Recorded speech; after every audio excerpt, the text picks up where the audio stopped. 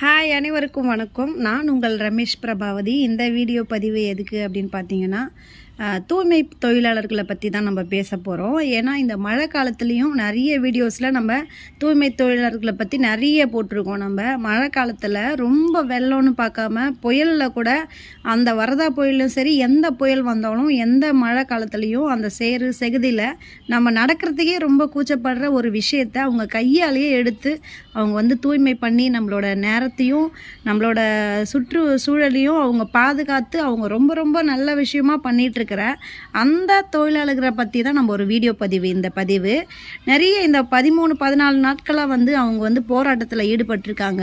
அந்த ஈடுபட்டிருந்த மகளிரை கூட மதிக்காமல் அவங்கள ரொம்பவே கொடூரமான நிலைமையில் அவங்கள அரெஸ்ட் பண்ணியிருக்காங்க. அந்த வீடியோ பதிவுலாம் நான் பார்க்க ரொம்பவே கோவமாக வருது.